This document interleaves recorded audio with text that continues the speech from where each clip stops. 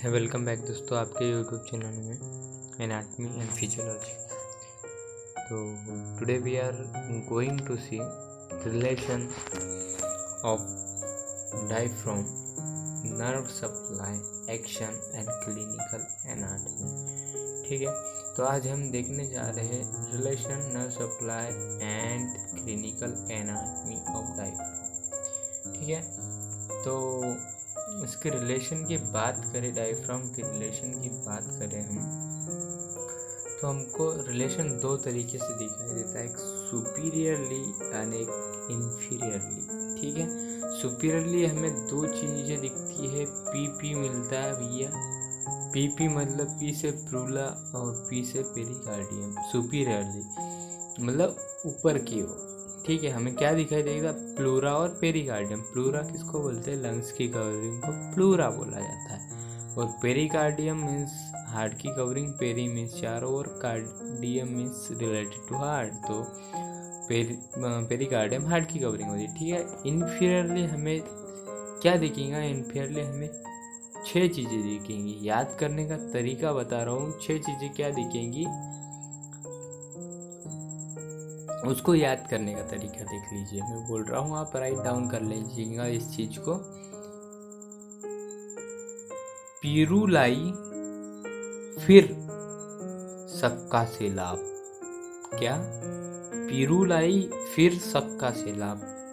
पीरू से क्या हो जाएगा, पेरिटोनियम, पीरू से पेरिटोनियम, लाई से लीवर, फिर से फंडस ऑफ स्टमक, यस, फिर सक से स्प्लीन, का से किडनी, और यस से सुप्रारेनल। ठीक है, तो आप इसको याद रखेंगे, P L F S K S, S K S, P L F S K F S K S. ठीक है, पीरूलाई फिर सक्का से लाभ। ठीक है, peritoneum, liver, fundus of stomach, spleen, kidney and suprarenal gland. Relation आगे बढ़ते हैं। नर्व सप्लाई की बात यदि करें हम, नर्व सप्लाई की बात करें हम डायफ्राम मसल की, तो नर्व सप्लाई दो तरीके से होती है, एक मोटर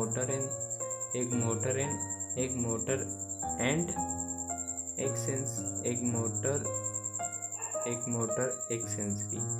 सेंसरी और मोटर क्या होता है वो बता दे रहा हूँ। यदि सपोज यदि आपको मैं सुई चुभो रहा हूँ, तो इसको आप वहाँ से तुरंत आपका हार्ट रहा होता है, इट्स कॉल्ड सेंसरी।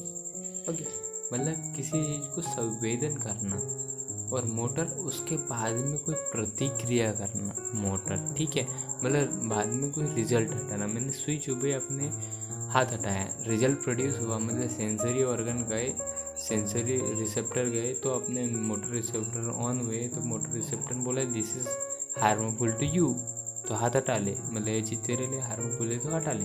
ठीक है, तो there is called motor. And sensory carrying वाला है ना, जो संवेदनाओं को ले जाता है। तो नर्व सप्लाई है मोटर में क्या दिखेगा, फ्रेनिक नर्व दिखेंगी, ventral रेमाई, S3, S4 and C5, C3, C4, C5। ठीक है, वेंट्रल रेमाई। ठीक है, फ्रेनिक नर्व। सेंसरी नर्व में भी फ्रेनिक नर्व दिखेंगी, sensory to central part, sensor से सेंट्रल पार्ट तक क्या दिखेगा, T6, T12, sensory to central part, phrenic nerve, T12 तक, T6 से T12। Lower thoracic nerve, sensory to peripheral part. Lower thoracic nerve क्या होती है, ये कहाँ से कहाँ तक होंगी, फ्रेनिक नर्व तो सेंसरी टू सेंट्रल पार्ट तक रहेंगे, लेकिन T6 and T12 lower thoracic nerve, ठीक है, ये कहाँ से कहाँ तक रहेंगे, sensory to peripheral. Peri means चारों तरफ और फेरल चारों तरफ के पार्ट तक। ओके, एक्शन की बात करें, इसके मतलब कार्य की बात करें, डायफ्राम मसल के कार्य की बात करें, तो ये प्रिंसिपल मसल ऑफ इंस्पिरेशन है, श्वसन की बहुत महत्वपूर्ण रोल अदा करती है ये एक्शन। और एक्सपल्सिव एक्ट किसको बोलते हैं दोस्तों? एक्सपल्सिव एक्ट उस चीज़ को कहा जाता है जिसमें जैसे कि आपको स्नीजिंग होती है, मतलब चीखते हो, तब इसको एक्सपल्सिव एक्ट मूवमेंट बोला जाता है, एक्ट कहा जाता है। आप लाभ करते हो, आप क्राई करते हो, ये एक्सपल्सिव एक्ट कहा जाता है, ठीक है। और स्पेंट्रिक एक्शन तीसरा इसका काम है, स्पेंट्रिक एक्शन। ओके, आगे बढ़ते इसकी क्लिनिकल एनाटॉमी की ओर बढ़ते हैं, ठीक है। क्लिनिकल एनाटॉमी इसकी क्या है वो देख लेते हैं हम। क्लिनिकल एनाटॉमी इसकी कुछ इस प्रकार है। Hiccup is result of spasmodic contraction of diaphragm. Spasmodic contraction of diaphragm क्या है? तो सिकुड़ना, स्पोमोडिक कॉन्ट्रैक्शन जिसको बोला जाता है। तो उसके फलस्वरूप क्या होता है? हिचकियाँ आती है। हम कहते हैं हिचकियाँ इसलिए आती है कि हमें कोई याद कर रहा है, तो ये कुछ नहीं है, ये डायफ्राम मसल के कारण हो रहा है। तो कोई टेंशन की बात नहीं है, कोई टेंशन ना ले कि आपको कोई याद कर रहा है, उसका नाम ले लिया तो इसके ओके। तो याद रखिएगा ये आपके डायफ्राम में कुछ क्या हो रहा है, स्पास्मोडिक कॉन्ट्रैक्शन हो रहा है, इसलिए आपको हिचकी आ रही है। ओके, याद रखेंगे ये साइंस वाले स्टूडेंट। तो सेकेंड चीज, peripheral due to local irritation of diaphragm, मतलब कुछ सामान्य इरिटेशन डायफ्राम में जो हो जाते हैं उसके कारण, और इट्स नर्व और उसकी जो नर्व सप्लाई में, तो भी हमें हिकअप्स की प्रॉब्लम होती है।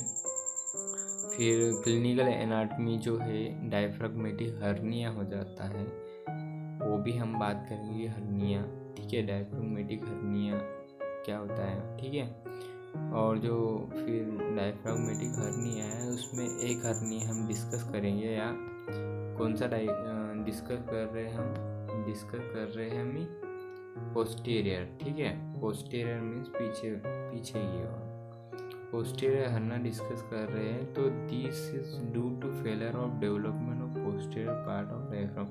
पोस्टीरियर हर्निया कब होगा? जब जो पोस्टीरियर पार्ट है वो उसका डेवलपमेंट कुछ कारणवश फेल हो जाए, ड्यू टू फेलियर के कारण development of posterior part of diaphragm नहीं हो पाता है, तो पोस्टीरियर हर्निया हो जाता है, ठीक है।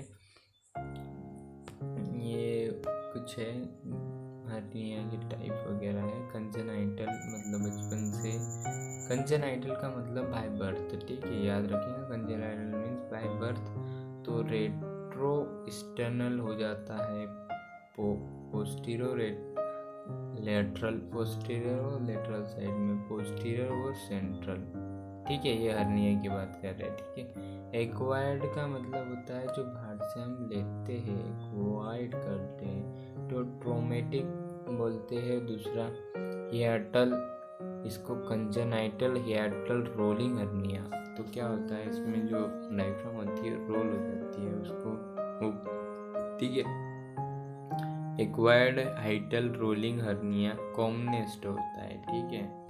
तो ये डायग्राम के थ्रू हम कुछ थोड़ा बहुत समझने की कोशिश करेंगे, प्रयास करेंगे कि हम कुछ समझ पाए इस डायग्राम के थ्रू, ठीक है। तो क्या होता है ये देखिए आप, हर्निया, इसमें जो भी हर्निया है वो हर्निया इस वीडियो, इस डायग्राम के थ्रू आपको दिखाई देंगे।